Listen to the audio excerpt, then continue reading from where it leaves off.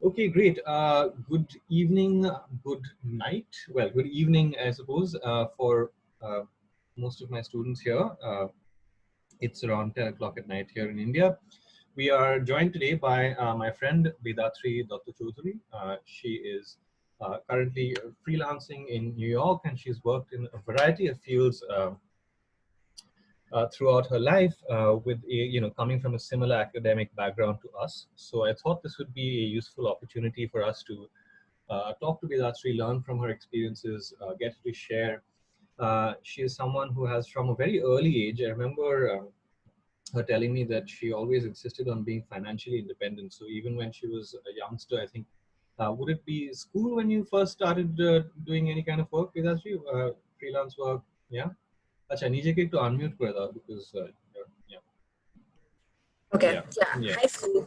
yeah. So as I said, so amongst my friends and acquaintances, she is quite remarkable in being someone who has from very early age insisted on being financially independent, working and being involved in things, being active. So she would be the right person to share with all of you about how to go ahead and what kind of work opportunities one has. So introduction wise, Bedatri, meet my students. This is St. Xavier's University, Kolkata for you, English department. This Hello. is, yeah. Good Say to see hello. everyone. If some of you could unmute yourselves and say hello. Fine. Hello. Yeah. Hello. Okay, Ma'am. okay, that's nice. Hi. Okay. Hello, ma'am. So, so this is my gang, my brood. UG1, UG2. Currently, we don't have a UG3. We are scaling up. So the university is all of 4 years old. So first year, second year undergrad, first year postgraduate, and second year postgraduate. The PG2s have just finished their assignments, so they're done. They're relaxing now. But I have plans to keep them busy for the next few days. Anyway, so these are my students, and hopefully they'll ask you questions so you get to know them better. I'm actually waiting. Where's Shreyoshi from PG2? Because I think you guys know each other, right? Yeah, we are neighbors. Kothay, where is she? She's not joined. I mean, she's so used to seeing you around. She's like, internet hai, dekhte hobe na. It's like, fine. Anyway, so that's my class. And so Bedatri and I, well, we go way back. I'm trying to remember how we first interacted. I think it would have been when I was in UG2 or something, Jadavpur, I think, over Blogger, which is an antique technology. You guys wouldn't even have probably heard about it. A blog is this, before Instagram and before all of this. It was around the same time as Facebook, actually, right? But Before Facebook. yeah, so we were part of this sort of blogging circuit amongst young Kolkata English students, and whatever, we used to comment on each other's writings. So that's how I got to know her. And then, of course, we were both at JNU together. I was doing my MA in English, and she was doing her MA No, also you in were doing English.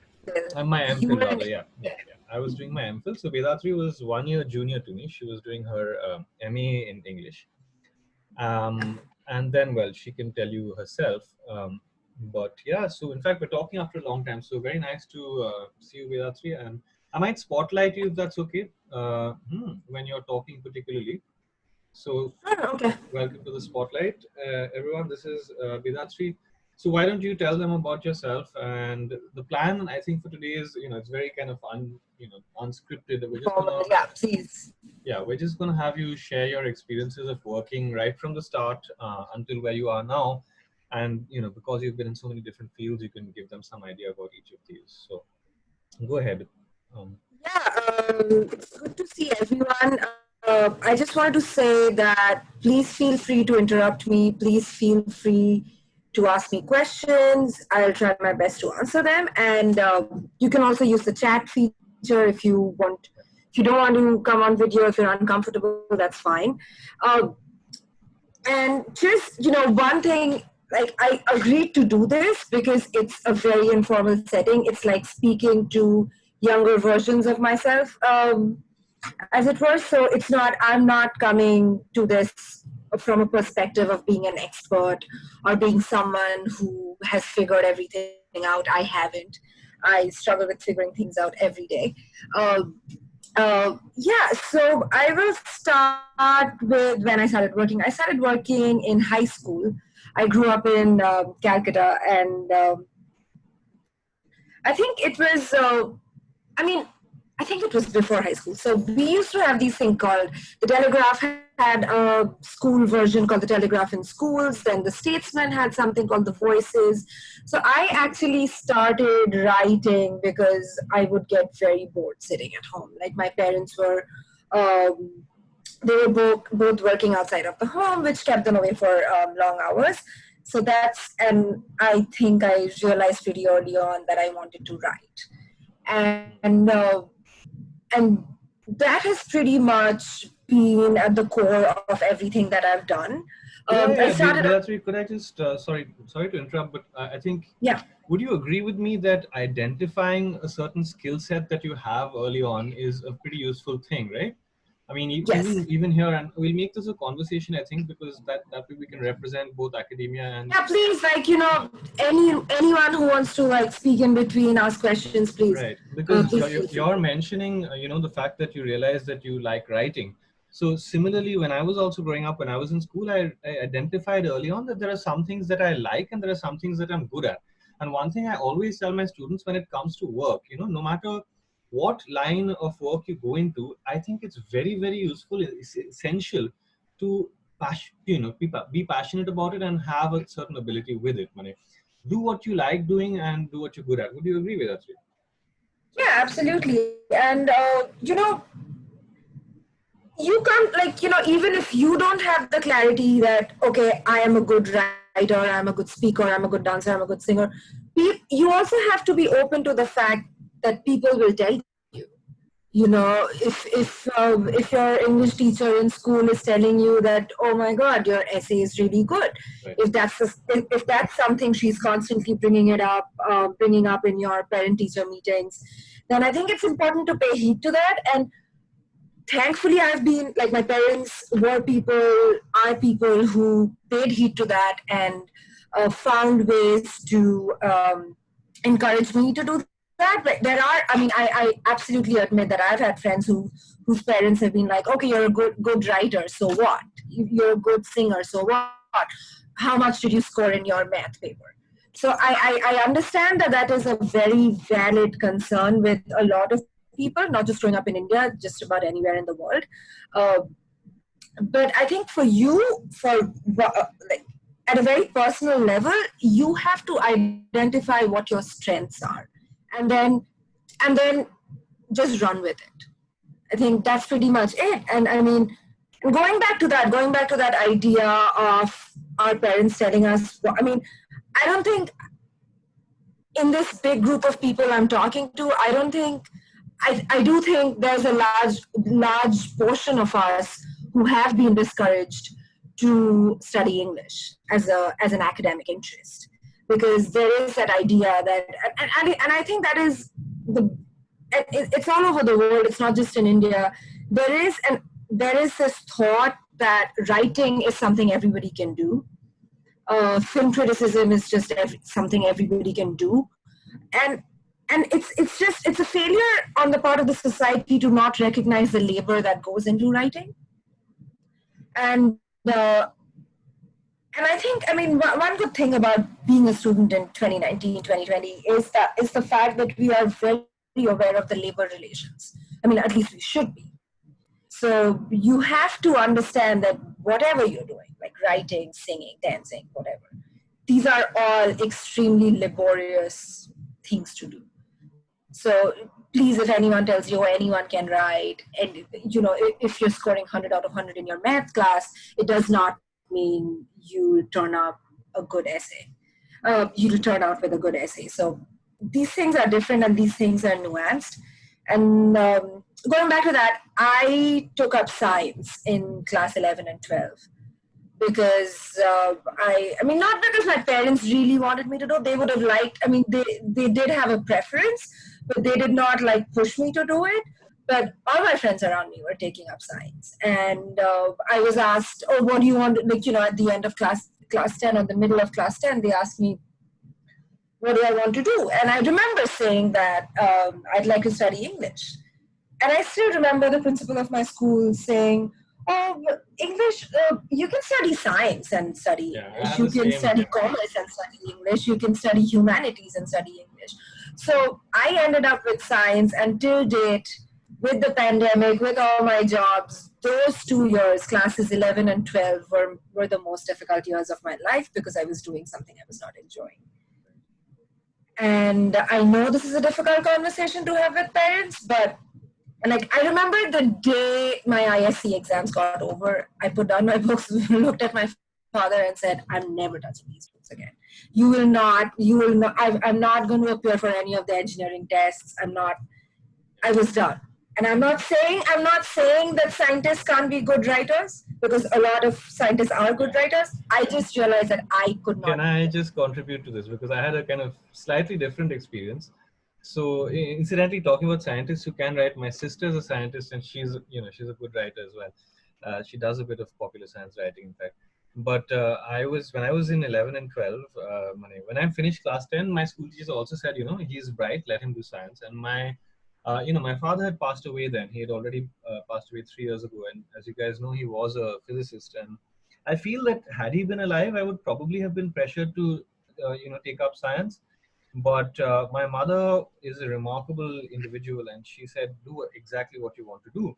And I realized very early on, I'm fortunate then, Bedatri, you can tell me whether you have a similar experience, but I very strongly at a very early age said that I want to do this. Mane lekha poda line, something involving reading, writing, because I realized that I enjoy it and I have a gift for it or whatever, I have some talent.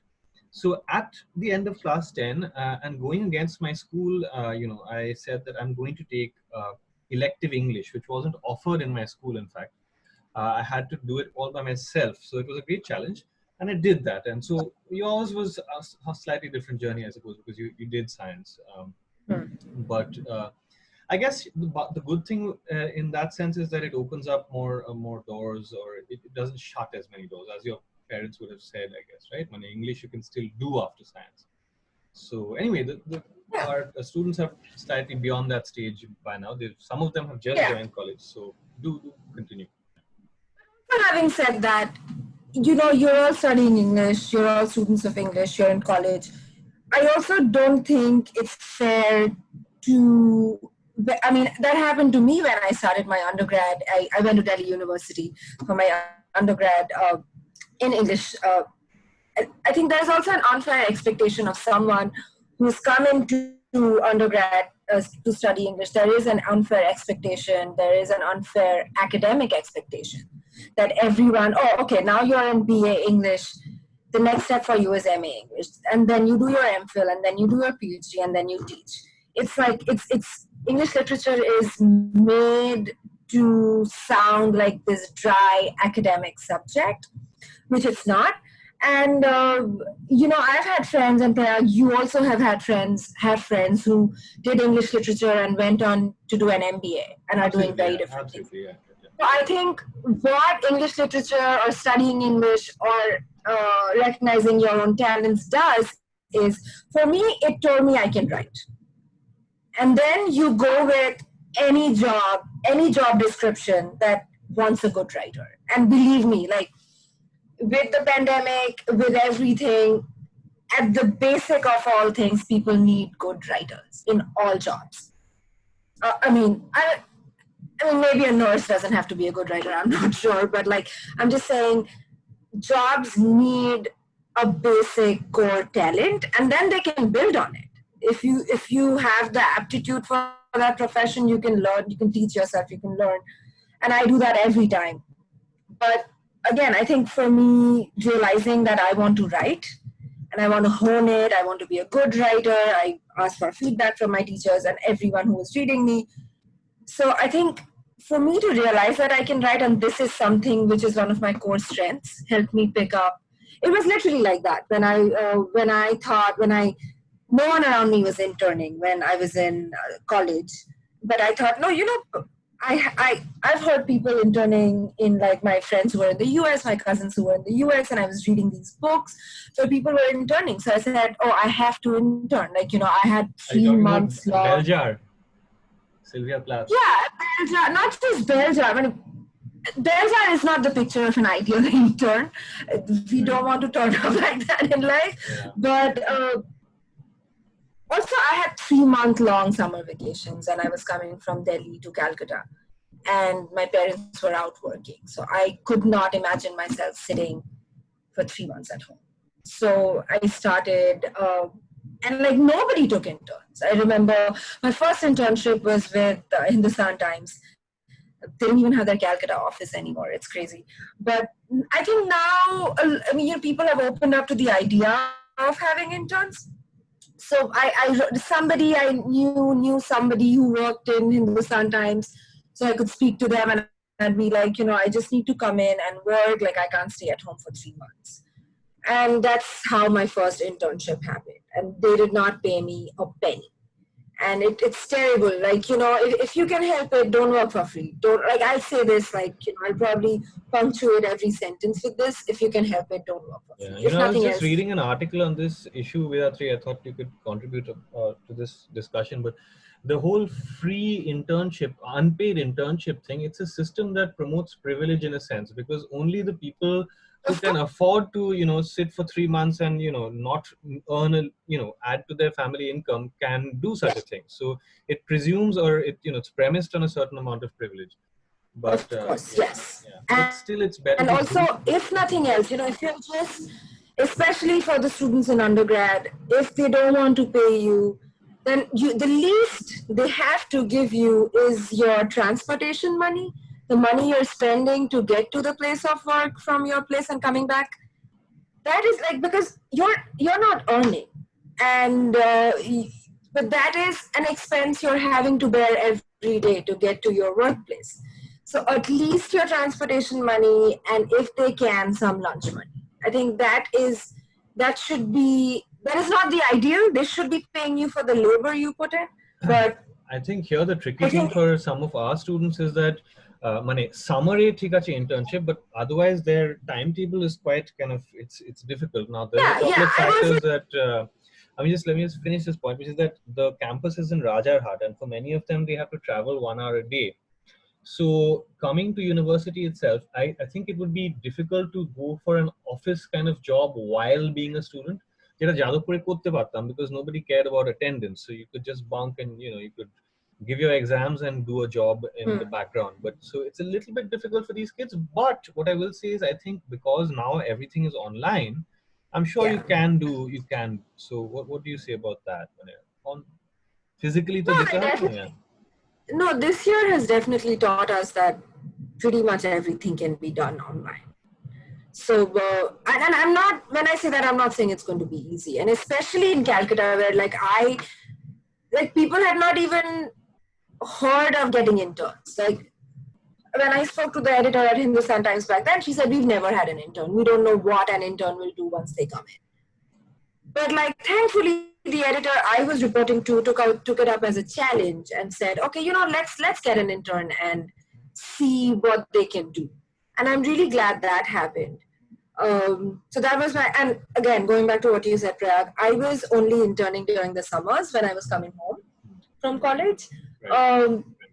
And while I was in college, I was very involved with dramatics, like, whatever clubs and societies my college had. So, I mean, I was in the film club, I was in the photography club, I was in the dramatics club, I was in social service. So I've always liked doing a lot of things because that's just what I've been since my childhood was full of that, like doing lots of different things. My mom would put me in this class, that class, and like if I didn't like it, I stopped going.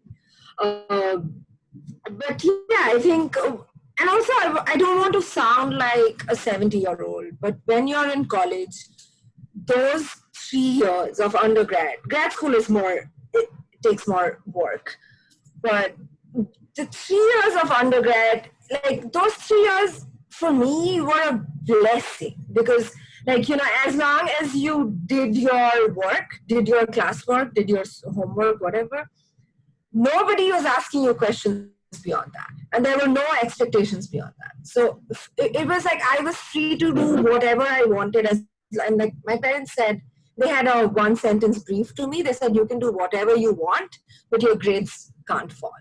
like if your grades start falling, then we'll ask you to stop doing all these things. Thankfully, that didn't happen. But I think college is when you just try, you have the time, you have the age, you have everything on your side to try whatever you want. If you've never taken a picture, I think just borrow a friend's camera and be like, what's photography like? If you've never danced, just like get on get on a YouTube video and just see what it's like. I think I would say that. And in college I did all these things. I did drama, I was in the dance team, I did photography, I was in the film club. um, yeah, so I would definitely urge the undergrads at least to like just stick your neck out and do whatever comes up. Yeah, and we have a This lot of is when very if you talented, very lucky to have some extremely talented students, particularly artists. I've noticed that in my yeah department, we have some very, very talented artists, singers, artist singers. So these are serious things. It's not just a waste of time. You can inculcate these yeah skills, you can develop them, they can become part of your arsenal, so to speak. So yeah, take these things seriously. But and Bedatri, can college. you tell us a little bit about the experience of working at Hindustan Times? What work were you doing there? So in the beginning, it was difficult because they did not have a structure for an internship. But what I was doing there, I was working in the features team. I was reporting to the features editor. Uh, this was my first time in like an office environment every day. So that took a little getting used to. But what I was doing, they had a very small team. So in the beginning, they started to make. I think they taught me that it's been really long. So I'm just trying to remember. They acquainted me with their style guide and they made me edit articles in the beginning and copy edit, proof, and then of course have it run by the editor. And then it was 3 months. So after a couple of weeks, I think they started sending me out on assignments, first with a senior reporter, and then I was doing things independently, thanks to it being a small team. So I was going to, and summer, lots of things are happening in Calcutta. So I was going to art shows, I think, food festivals and film festivals and just writing reports, not so much critiques, but reports on just the fact that this is happening, you should go. That kind of a thing. And what it taught me was writing short pieces because, I was in undergrad English where like for 25 marks, we had to write 3 pages. So 3 whole A4 pages. I don't know if I can ever go back No, I to keep telling them to keep it short. The more you write, the more we have to check. Yeah, so I think interning in journalism taught me, apart from all these things, apart from like going out, meeting people, how to present yourself, how to talk, I think it also taught me how to write short, succinct reports. And also one thing I'd like to say that I know we all grow up thinking all these are watertight professions, journalism, publishing, reporting and advertising, but these are not. Like I said, if your core skill is writing, which I think mine is, I think you can jump from one thing to the other. And that was my whole thing during college, that, oh, okay, I'm doing English honors. What can I do with it? So on my first year of undergrad, I interned at Hindustan Times. Second year of undergrad, I interned at it used to be called Orient Longman, but now it's called Orient Black Swan. It's a publishing house, mostly doing school textbooks. So can I ask a little technicality? How did you get these internships? So how did you go about contacting them? Was it through a family friend or just openly? Did you send them an email? Honestly, Hindustan Times thing happened because it was a friend of a friend. Someone knew someone. But that's the thing. That's the beauty about Calcutta is everybody knows someone, or someone knows someone. Or so with Orient Black Swan, I don't quite remember. But again, I think I knew someone who works in publishing, not really close. And I asked my father to put me in touch with her. And I spoke to her saying, this is what I read. I'm in college. I don't know what I want to do with my life. But, and back then then pretty much the three things you could do with a degree in English was journalism, publishing, or advertising. So, so I said, this is what I want to do, and I would really like to work. I would like to see what it's like to work in a publishing house. And again, she knew someone, and I think now things are a little, because everyone has a website now, so at least you'll find a number to these places. And I mean, I did, like, every place. I mean, I'm not saying Hindustan Times did not have a website, but Hindustan Times Calcutta did not have a website. So I think things are easier now. There's LinkedIn, there's like Facebook. Like, no, actually no, cancel that. You can't talk to people on Facebook about work. But there's LinkedIn. You can find people on LinkedIn and write to them. So I think it's a little easier now. But I was literally doing that. I was asking my parents if they know anyone, if they knew someone. I would like ask them to connect me to someone, and then things just. Can I ask a little question here?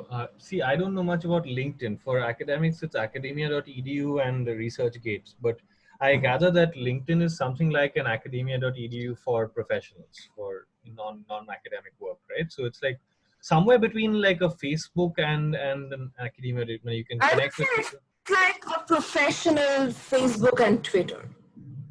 Okay, so there's a Like feed or money. How does it? So you have a profile. You make a profile with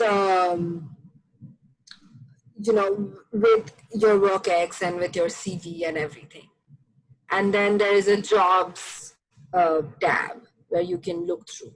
But also, if you're not looking for a job, if you're looking for an internship, say you want to intern with, I don't know, HarperCollins, you can literally type in HarperCollins New Delhi and see all the people who work there. And you can send them a message. Yeah, they'll probably not reply to you. That's also another thing, but like you should still do it. Like I said, I think you have to be a certain amount of shameless. And growing up in India, again, this is not something we're taught. We are not taught to put ourselves in front. We're not taught to be like, yeah, just go and approach them. And these are things I'm not saying it's easy. I'm not saying I have done it. I struggle with, I struggle between being an introvert and extrovert a lot. I struggle with social awkwardness a lot, but it's something you just have to. Awkward. I mean, you've known me for a while, but I'm socially awkward in different situations. So, and that's fine. You might be the most talkative person in class, and you can still find it hard to approach someone on LinkedIn. That's fine. But I'll just say that the worst they can do is not reply, and which is fine. What was the eligibility? Wait, I have a question. Yeah. What was the eligibility criteria? Nothing. I mean, they had never had interns before. And usually, I don't know how things work now. I was in English undergrad, so they kind of had an idea that I could write and I had some amount of reading.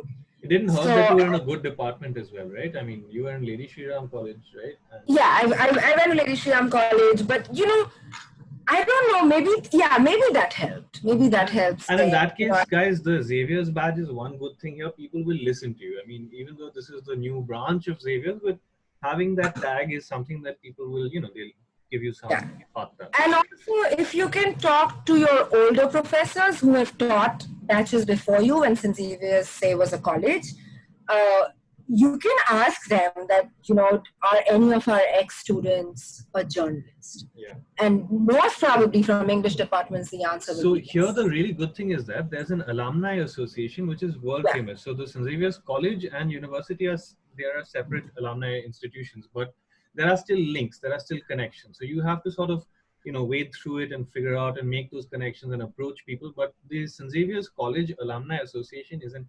incredibly powerful bunch of people, all right? So if you can sort of wheedle your way into that, get to know people there, that's a very useful way, I think, to make contact. I'll just ask your professors if they have an ex-student who's working as a journalist or whatever you want to do.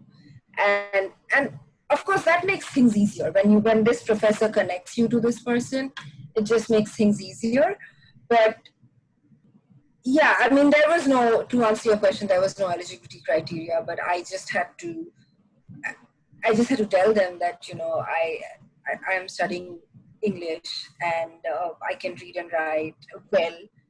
So it's a question of taking chance. But yeah, you're right though. Like, but if it's a company that already has an internship program, they might have criteria, but they can't be too much. Like, these are what? These are 18-year-olds, 19-year-olds. How much work will an 18-year-old, how much work X does an average 18-year-old have? So it can't be too much, but I guess it would have to be, I don't see the logic in this, but I can see how some companies might want to see your grades. But that pretty much would have to be it. I don't think there should be or can be a very high eligibility criteria for internships.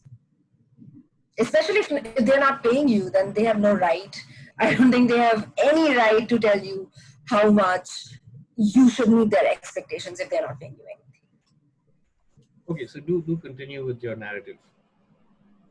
What was I talking about? Second I think Orient Black Swan. Yeah, so my second year I was with Orient Black Swan again. Like, like I said, my father knew someone who works in a publishing house. Actually, I also asked a professor.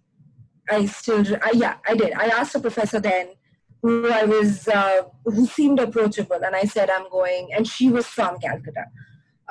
So I said I'm going back to Calcutta for 3 months in the summer, and I really want to intern in a publishing house. Do you know anyone?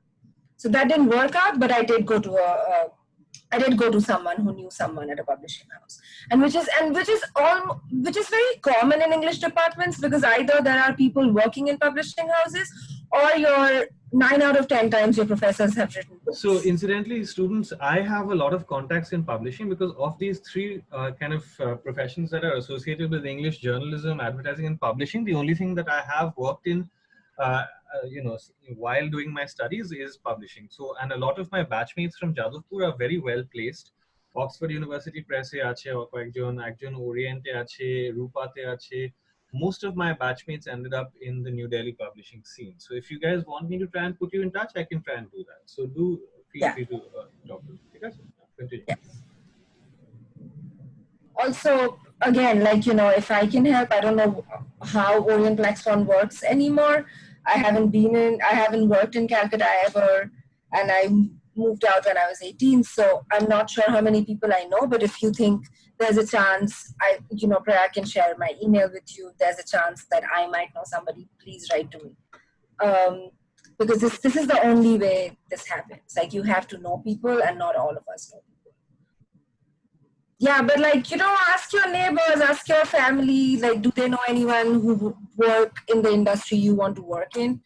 It may not be someone in your immediate family. Like, no one in my family worked in publishing. So, and also, if you, just one thing, does your university have a career counseling cell or something like that? They have a placement cell. So, yeah. So if you have a placement cell, I think if a lot of you ask them to get a course or something, I mean, these are things that people are usually open to. But even if they can't offer a course, they can bring in someone and who can speak to you about your specific professional interests.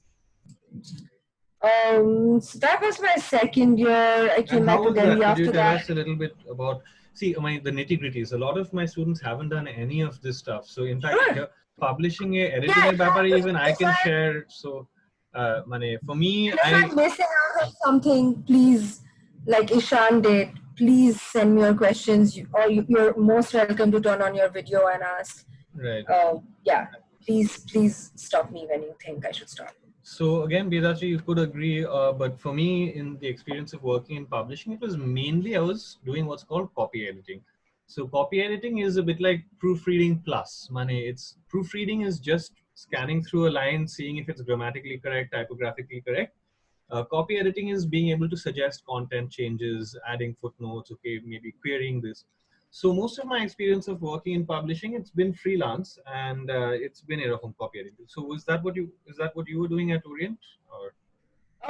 Orient Black Swan, interestingly, when I was working there, had a very interesting project.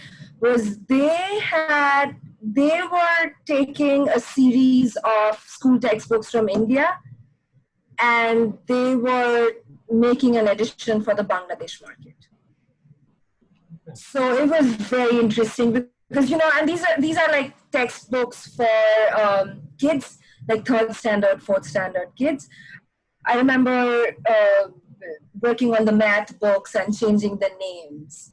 And, if there were religion-specific questions, making them more general. Or, Simran, I'll get back to you in a bit after I finish my train of thought. So yeah, that's what I was doing, and it was a very, very interesting project. Also, the currencies and everything, that, if the sums were in rupees, I was changing them to taka, stuff like that. So that was the project I worked on. And also that involved a little bit of copy editing and more proofreading than copy editing. But yeah, that is what I did. Simran, how can I get involved in a publishing house as a calligrapher? Wow. I have to see your handwriting. But I'm not sure. But I think what you can do is contact the design team. Yeah, the design team in a publishing house will, most publishing houses have a design team. I know HarperCollins did, or do. But most publishing houses have a design team, or they work with an agency. So for you, the best part, I think, would be to get in touch with someone, eventually get in touch with someone who's in the design team, or work with an agency that works with books, right? Yeah, I think that would be. And I think as a calligrapher, you can do so much more. How to apply for internships in magazines. If whichever magazine you're looking at, they will have an email. So one good way is to write that email and introducing yourself. You might not have, you can be an undergrad, so you might not have a complete CV, but you can write a paragraph or two about, this is what I like doing. I'm in St. Xavier's, I'm studying English. These are, these are my interests. And it helps, thankfully, Prayag was talking about us having blogs. So the good thing about having blogs was that you had your writing in one place. So what I remember sending my blog to people and saying, this is all personal writing, this is all creative writing, but these are my writing samples. So it's nice if you have some writing samples, even if they're not published. If you have some writing, if you have digital copies of some writing samples, it helps to send in with your application in that email saying that, I've not published, but this is what I've written. This is my writing sample. It can be a condensed version, a condensed, more conversational version of a paper you've written. It can be a think piece. It can be anything. But I would say have 2 to 3 different kinds of writing samples ready, and then you find that email and you send it to them. Or, again, like I said, get on LinkedIn, see who the editor is, see who the HR manager is, and just connect with them on LinkedIn and say that this is what I want to do. Keeping in mind, I'll get to that in a bit. So if I guess that is one good way to start. Again, if you know people who work in magazines, just ask anyone in common to introduce them. If you think Prayag might know someone who works in a magazine, By the way, Friday there's going to be this session on speculative fiction, and one of my friends there from who's in Portugal, he works in the magazine Cultures, so he can tell you a little bit. He's so please use all the resources around you. Ask your parents, ask your neighbors, ask your friends. Just and if you have a career counseling cell, ask your professors. Go to your career counseling cell and just ask them that. Oh, doesn't EA work in magazines? What's her name? Shabla's sister, Jinu. Oh, isn't she? She used to, so she might know people. I know someone, if you're interested, I know someone who worked in India Today, and I can possibly put you in touch with them. But she hasn't worked in India Today for a while. She's moved on. But it's literally like this. You ask one person if they know another person, and you build your network like that. Keeping in mind the current scenario, how good is content writing or copywriting as a career option in India? So I think people, especially given the current scenario, people need a lot of content.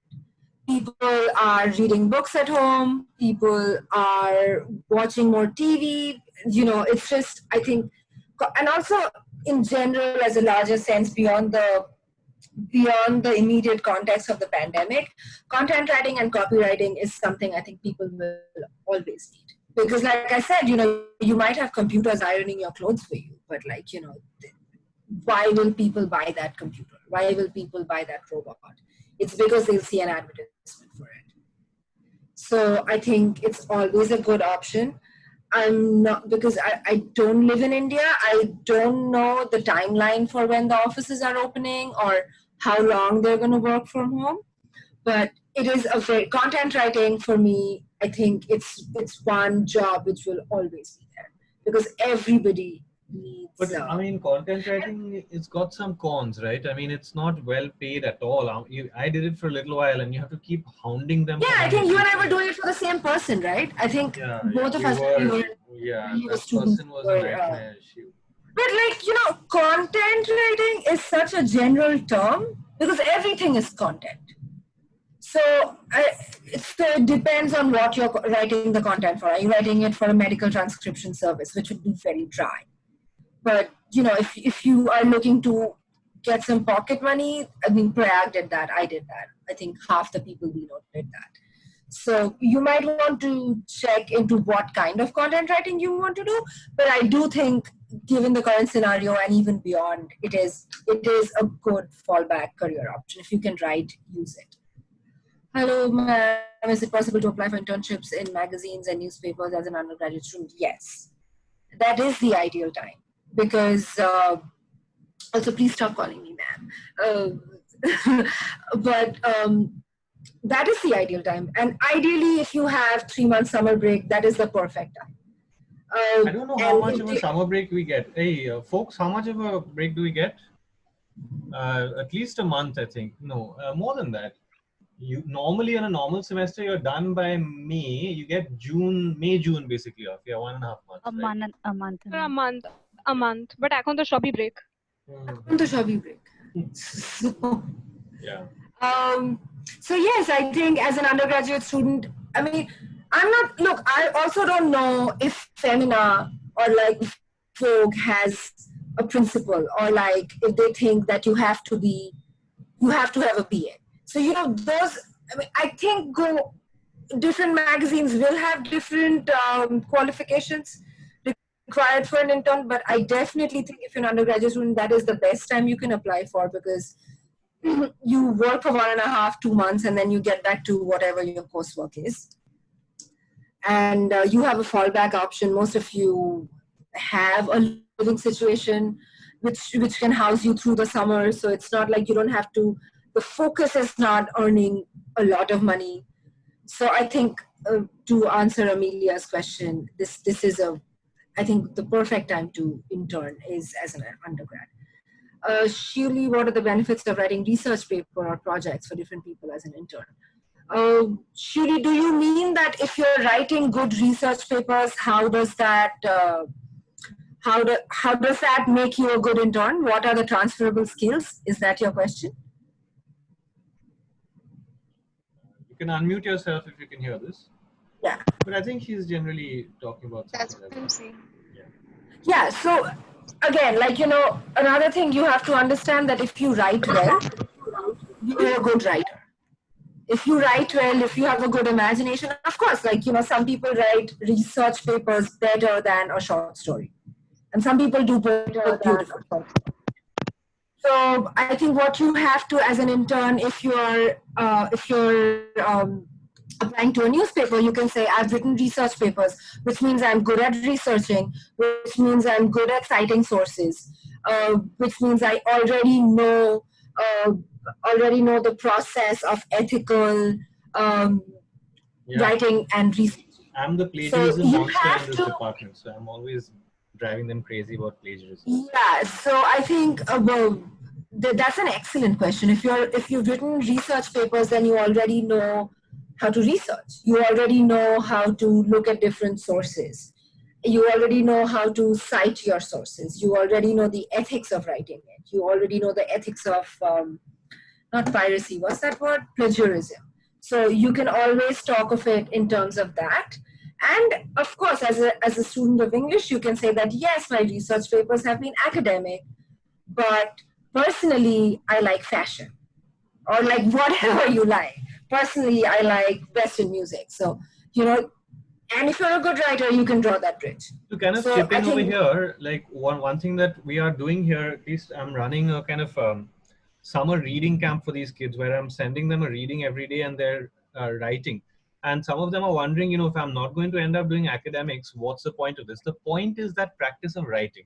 Even if you're not going to become a professor, that practice of reading a piece, being able to summarize the key information, add your own insight, that is good practice. If you do that on a yeah, daily basis, it will benefit you. That's why I encourage everyone to do this summer reading camp thing. But yeah, anyways. absolutely. Uh, and again, if you're a part of a reading club or a book club or anything, please, when you talk to your prospective bosses, bring that up. I mean, we are made to think that these are not good, useful experiences, but they are. You already know how to work with a group. You already know how to read together as a group. You already know how to summarize what you read. So these are very, very core transferable skills, and do not shy away from using them. Even if you have edited your school magazine, Yep, it's a family it's okay. interruption. It That's fine. happens sometimes. That's okay. Dana, mute So, with you. Bedatri, can you just unmute yourself? Sorry. Just with the, yeah. So, all these things are extremely important. And when you're talking to a prospective employer, please bring them up. And again, these are core skills and these are transferable skills. If you're a good writer, you're a good writer in January, February, and March. So it's not a seasonal thing. It's a skill you have, and use it and bring it up. If you've worked, you guys are in college. If you are in the music team, and even if you're working for a newspaper, bring that up because it means that you're a team player. You know structural organization very well. You've probably done events. So just bring those things up. Nothing is below the radar of bringing up with your employer.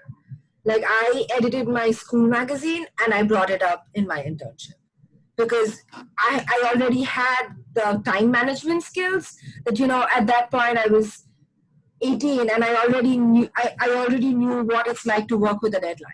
So if you've done things like that, if you're in college clubs and societies, bring that up. Everything adds up. Ma'am, what are the prospects of getting a job abroad in publishing after graduation? oh, that's tough. I don't. Yeah. It's tough because when you have to work abroad, the whole thing of visa comes in.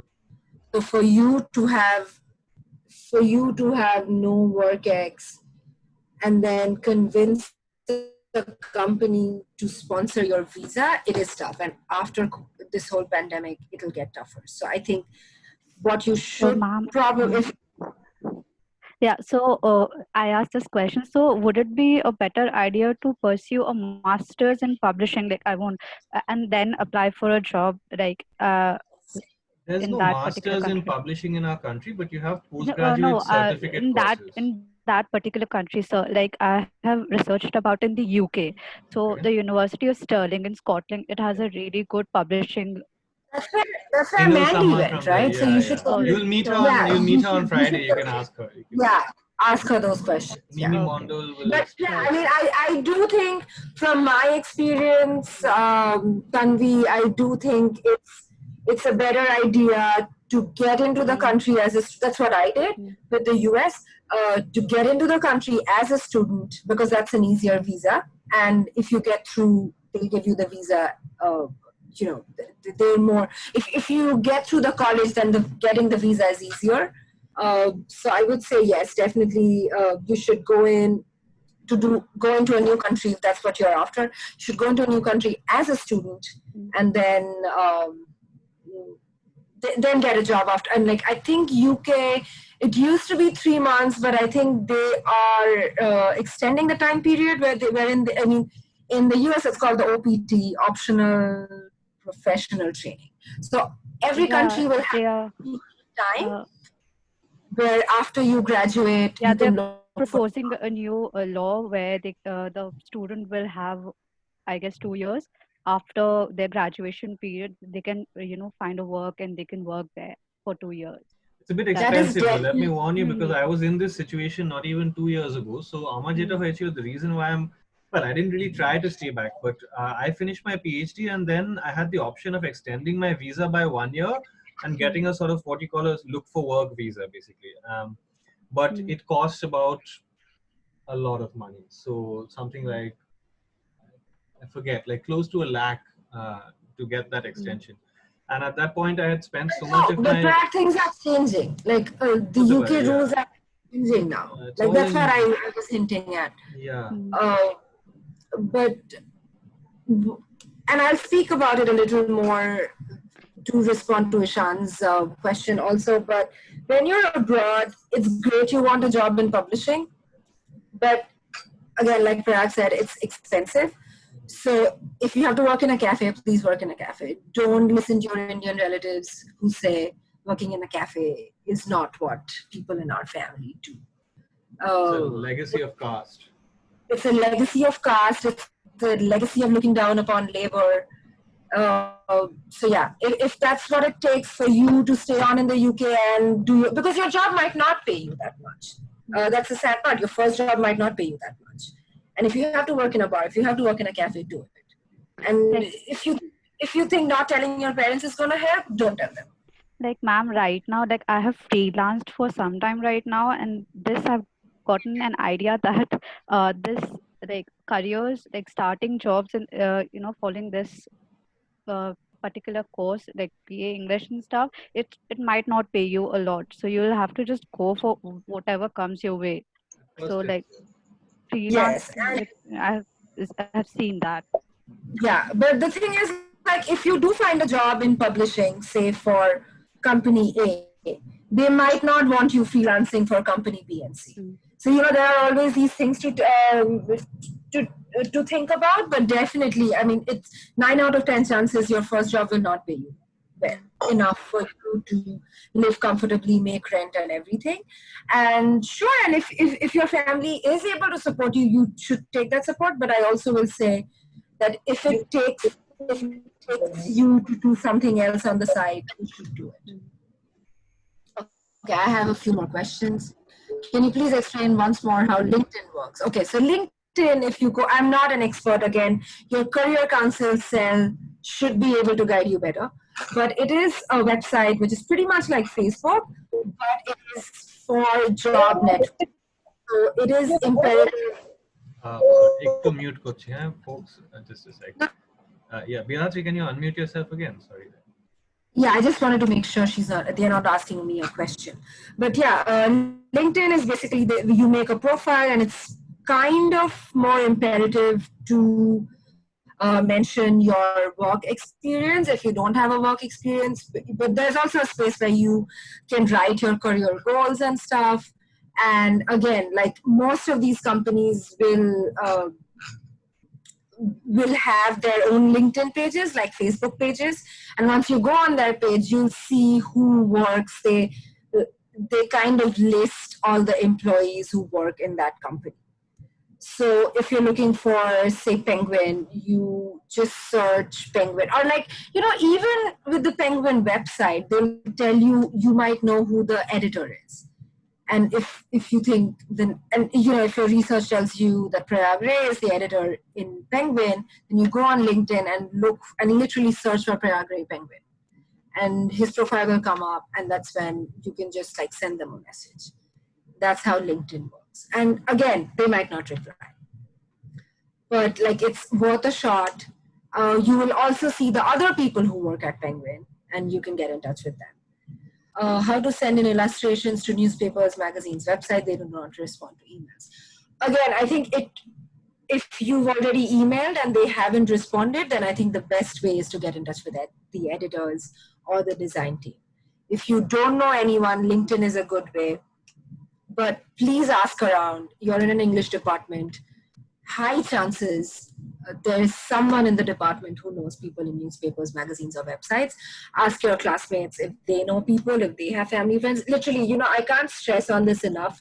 People call it networking, and make it sound like it's a big opaque thing to do. But please ask everyone you know, everyone you speak to, ask them, do you know anyone at Youth Ki Awaaz or whatever website you want to? Do you know anyone at The Wire? And most people will say no, but there might be one person who will say yes. But having said that, if you're looking to get in touch with someone at The Wire or Scroll, I might know some people. I might know people who might know people. Truly, I know Prayag might someone know at people. school. So yes, please feel free to. I know it takes a lot, and I struggle with it every day, even today. But walk up to people and ask them if they know people. And most of the times they don't tell you because they'll say, "Oh, we didn't even know you were looking." So there is just walk up to people and ask them if they know people. And I know if Scroll is something you're interested in, Prayag knows people there. I will share my email. Please get in touch. And I might say no, I might not know anyone, but it's worth making that extra push. How to get started and be hired as a new freelancer in sites like Freelancer. I have never used freelancer sites. I think the basic of it is I think you need to have a profile and have some writing samples, right? I mean, I'm really not sure. You guys have to realize that Bedatri is not a placement cell. I mean, the plan for this was her to talk about her work experience. So you can't expect her to have expertise on every topic. Maybe, I mean, I think Tanvi in your class said she's been freelancing for a while. So maybe you can, I mean, if you know her. Share each other's experiences, yeah. Yeah, share each other's experiences. Go to your career counseling cell. They should be able to help.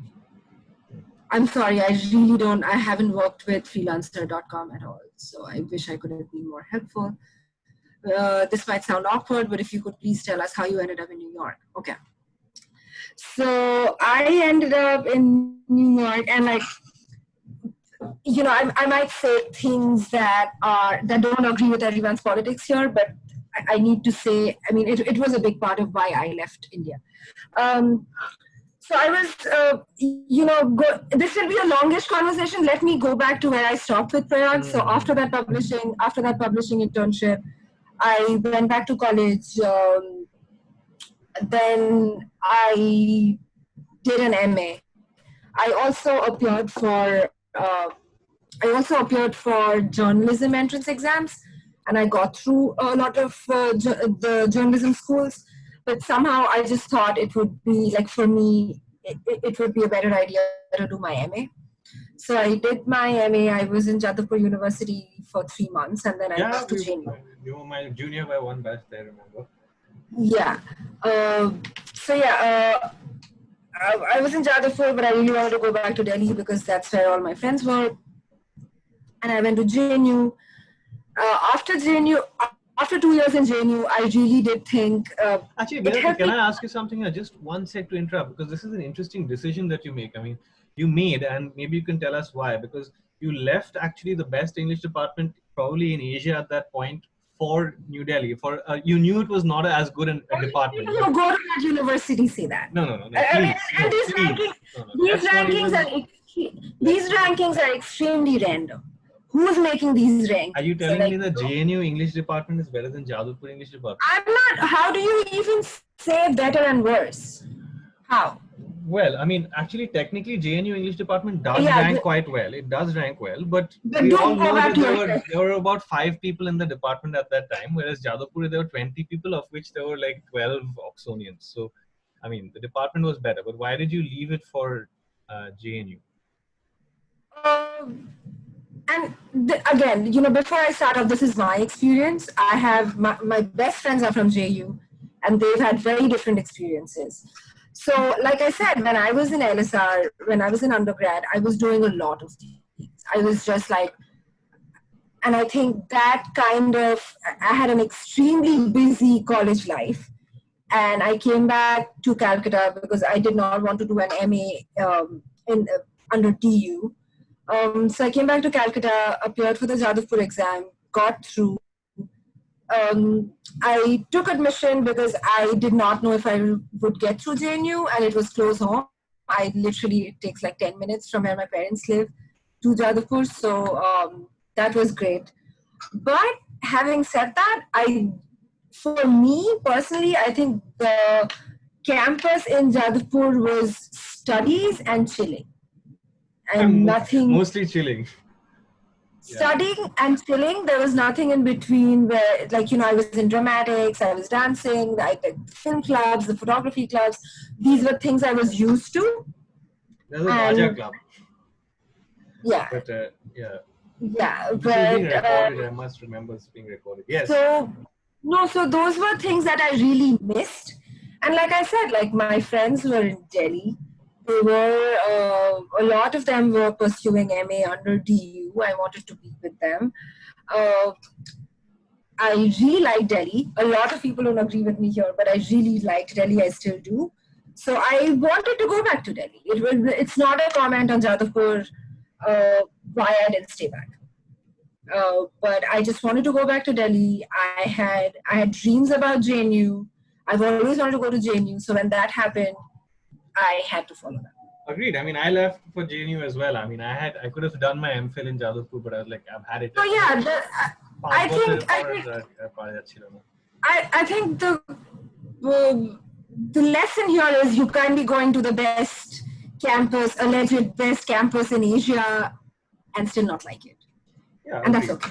No, and JNU has a different set of things to offer from Jadavpur. See, Jadavpur, when I say it was better at that point, it's only I was only talking about faculty strength.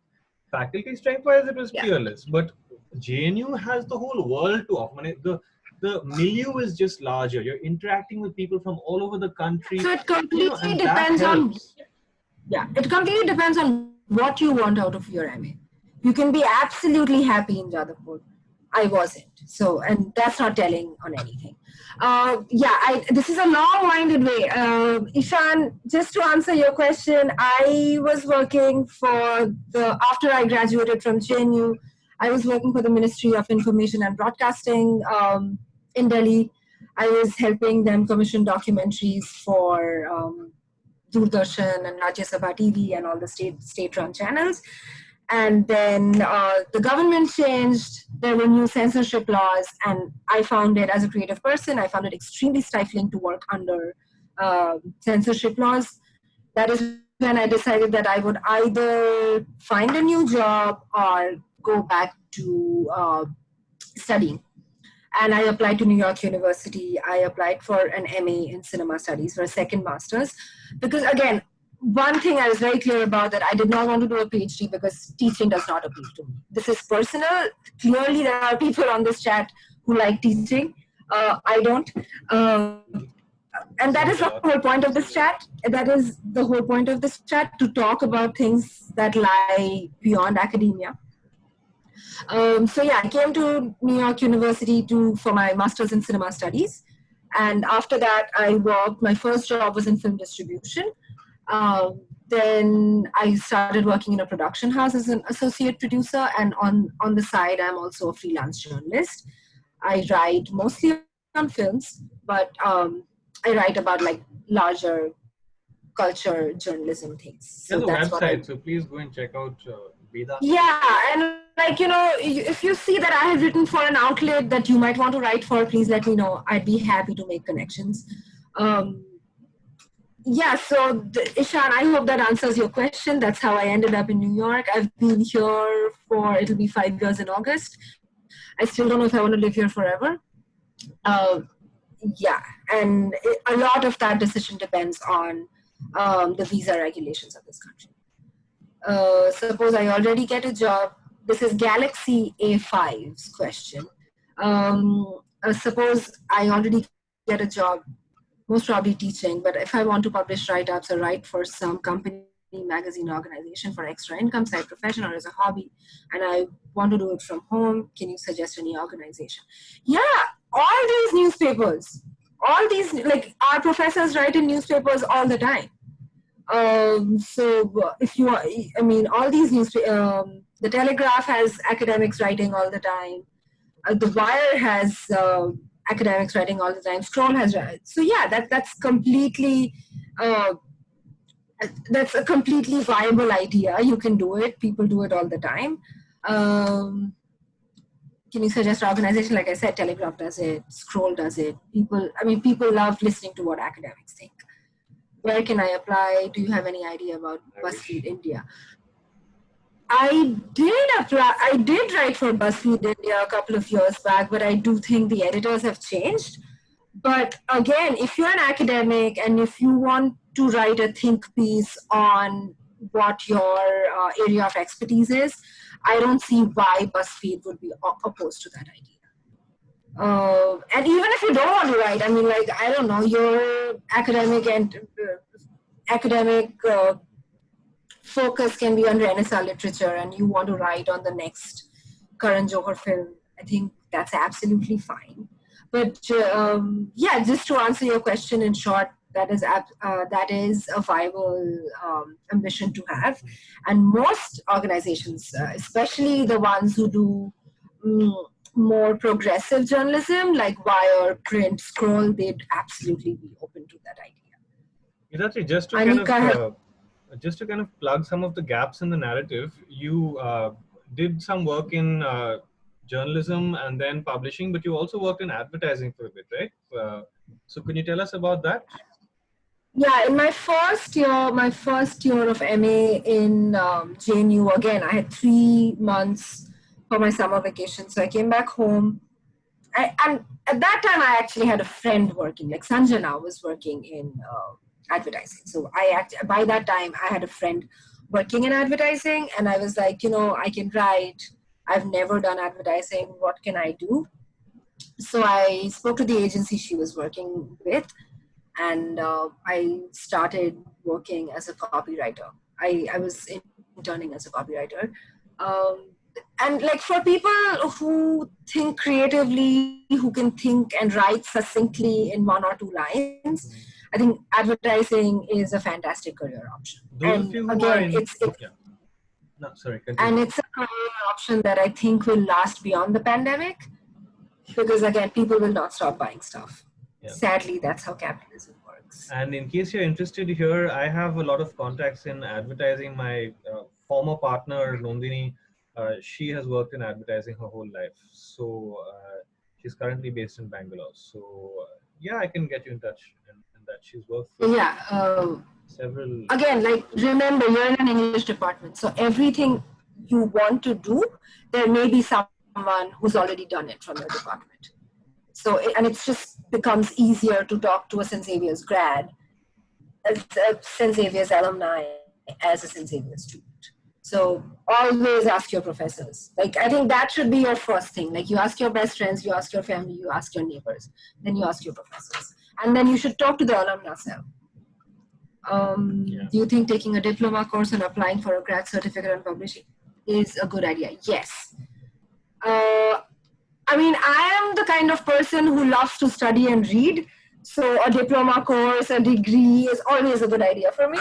But like, Prayag, you did the Jadavpur publishing. Yeah, EditPub. So guys, that's a very useful one. Achha, why am I not seeing any questions? They're going straight to Bedatri, bypassing. I think you're writing to me privately. Okay, some people are writing to me privately. Cool, fine.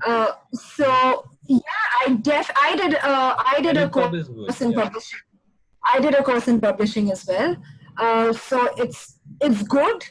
It's a good place to network because the people coming to teach you the course probably work in publishing. So by the way, Shomnath, do you know Shomnath Da Bedatri? Yeah, my senior Shomnath from Jadavpur.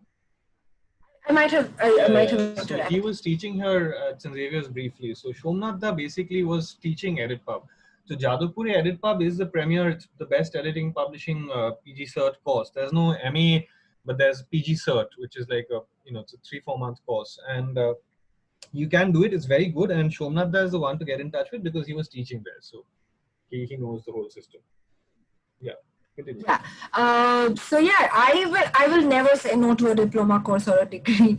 But having said that, I know a lot of people who work in journalism who don't have those diploma certificates. But if you want to do it, you should. And like I said, it's a good place to network. The people who are teaching you are probably publishing professionals.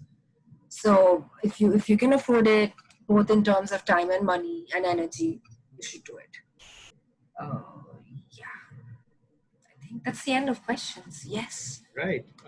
Also, sorry, if you want to write somewhere and if you think the Galaxy A5, you can write your question. I'd also like to know your name. But also, again, before I lose this train of thought, if you want to write for a publication, most of the editors are on Twitter and very active. So have no shame in tweeting at editors saying, what is the procedure of writing to you? What is the procedure of pitching to you? Some of them have their email addresses on their Twitter profile. Use everything you have. Use all the resources at hand. Not Instagram and Facebook so much because they're more private, but Twitter, LinkedIn, if you know who the editors are, if they're vocal on Twitter, they might have their emails on their profile, write to them, tweet at them. I mean, the worst that can happen is them not. Twitter use current. Twitter is an old people app. These are youngsters. Really? Yeah, I don't think anyone But uses it's helpful. I'll let you know though, it's helpful. Yeah, it is. In the professional, even in academics, academics are crazy about Twitter. So, I mean, they have the worst battles, academic battles on Twitter. Priyambada Gopal going through one right now at Cambridge. Yeah. Twitter is a helpful tool if you do want to use it. What else? What chances does library science have as a career option? She is not a placement officer. No, that's okay. I actually. So Ankita Tripathi is correcting you. A lot of them are on Twitter, as you should be, Ankita. Good on you. But I'm sorry, Galaxy A5. Till you tell me your name, I will have to call you that. I really don't have an idea of library sciences as a career option. Sorry.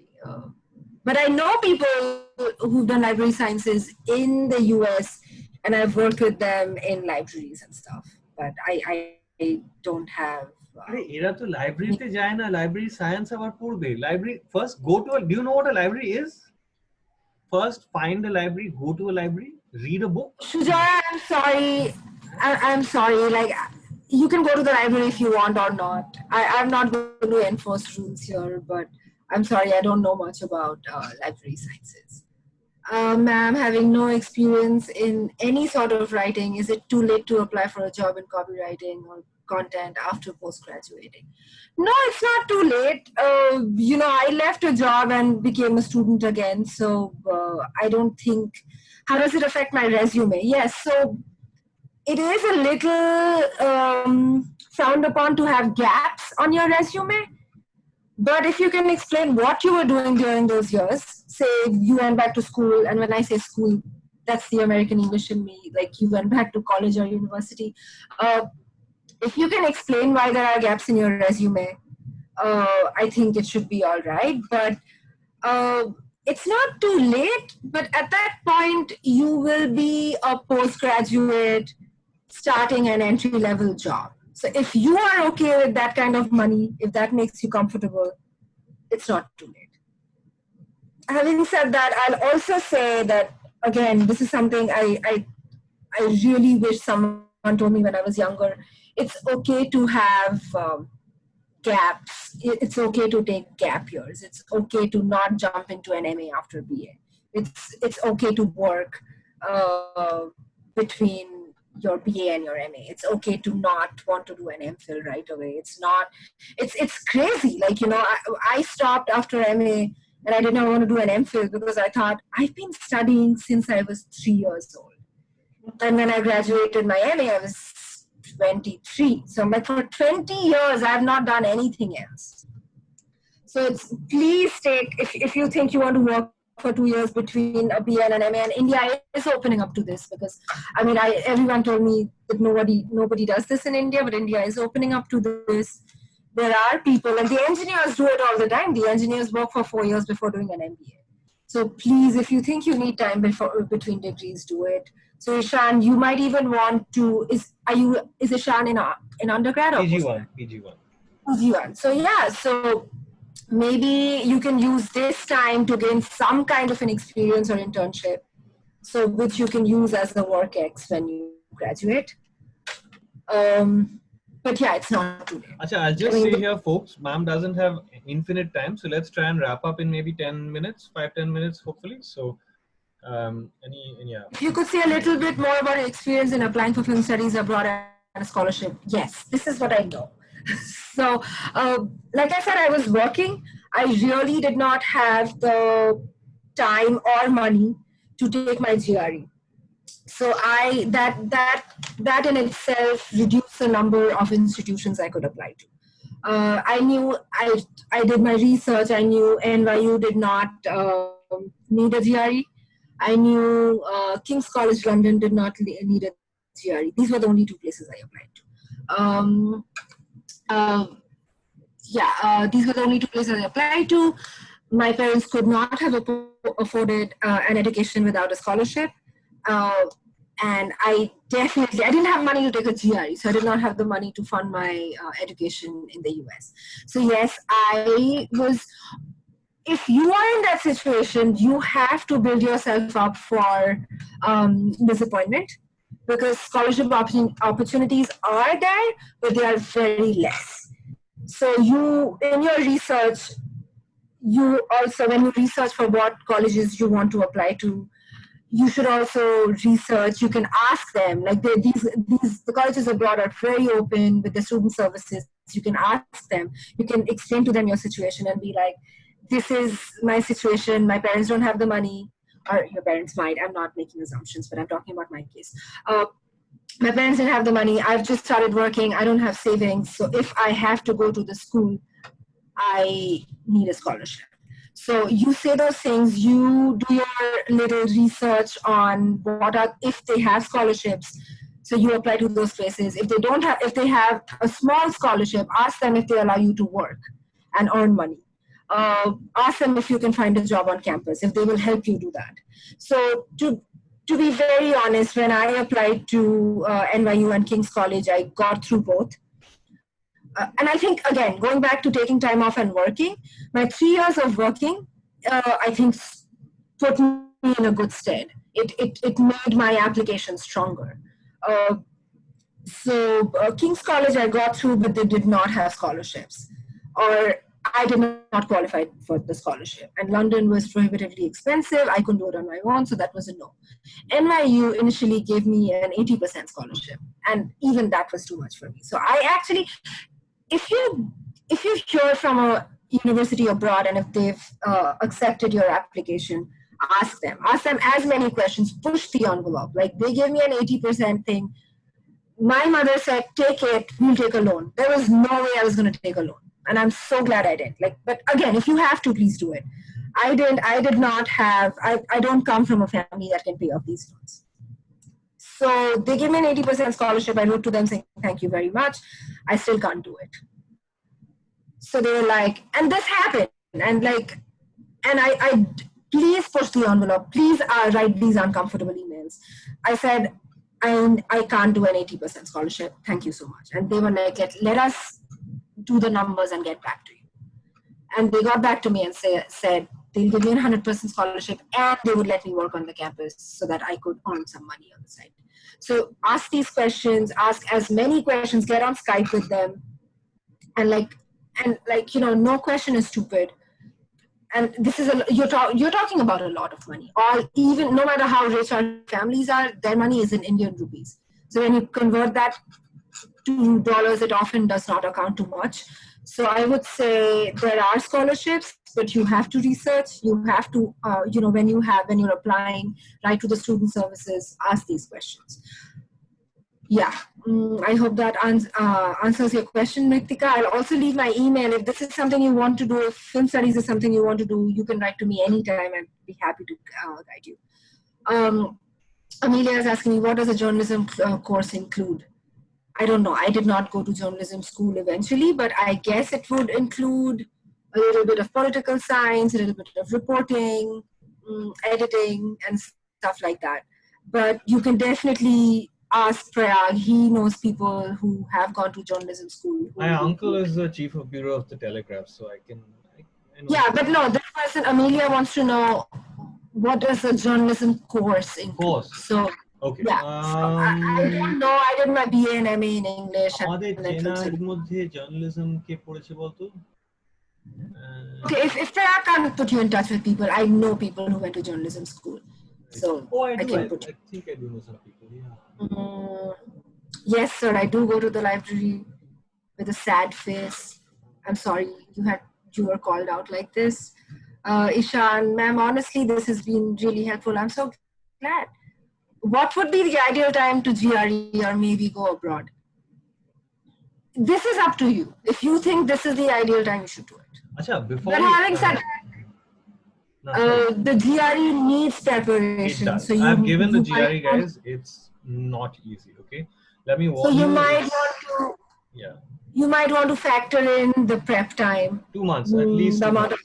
You need at least 2 Yeah. months to prepare, and it's difficult. It's very. And 2 months with like 100% focus. Yeah, right? dine 2 Not ঘন্টা to করে throw your you sit down and you study for at least 2 hours a day, 2 to 3 hours a day. Yeah. 2 months, and So, even then.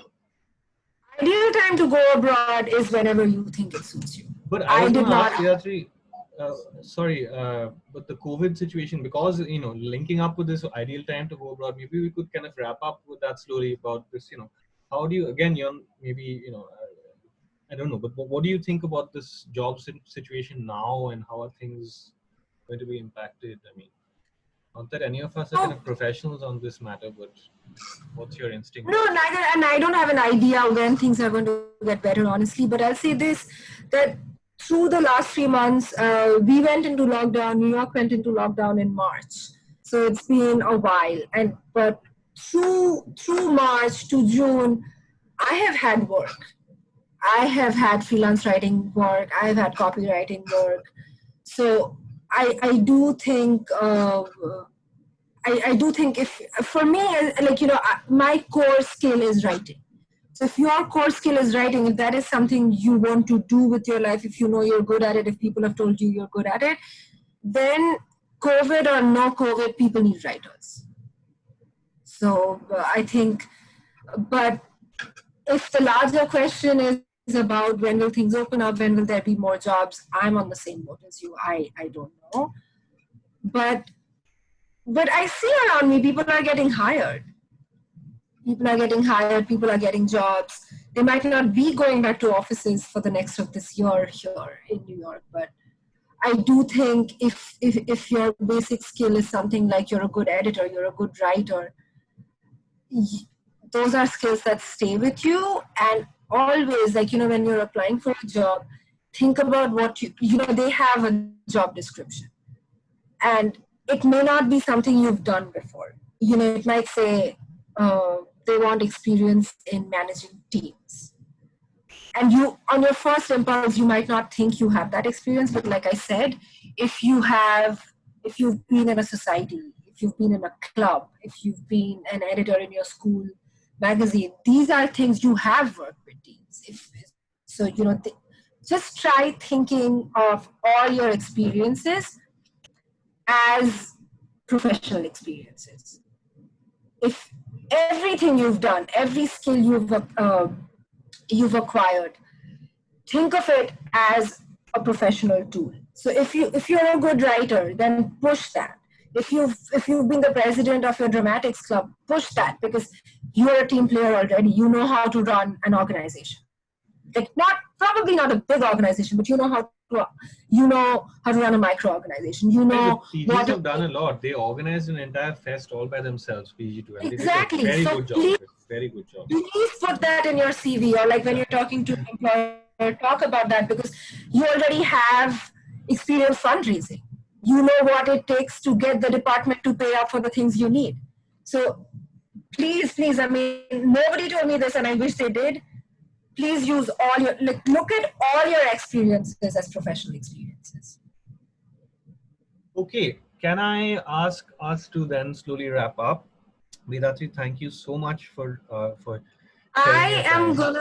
I'm just gonna put my email here. So if anyone wants to get in touch with me, I might not reply right away. I will try, but yes. So if you guys want to get in touch, if there's something I can help with, if there are people I can put you in touch with, I'm more than happy. And that's how people get jobs. Even at 31, that's how I get jobs. I write to people. I ask them to connect me to people. And if you're already skilled at that, if you've managed a college fest, you already know half of it. So Class, can we get a thank you, please? Some of you may unmute yourselves and just give ma'am a little thank you. you're very welcome. Thank you, ma'am. Thank Thank you, you. ma'am. Thank you, I ma'am. just want to know, did Sreyoshi Hey, where is Shioshi? She's come and she's gone. Yes, I'm here. Oh, she's here. No, I'm here. So how do you guys know each other? You're neighbors. Yeah. from this floor? I live on the second floor. That's how we know.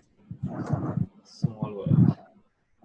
Okay, so you guys can catch up when you meet next. So, chalo Yes, then. and please, everyone, please feel, if you're not a person who feels comfortable asking questions in a Zoom call, I'm one of those, please email me.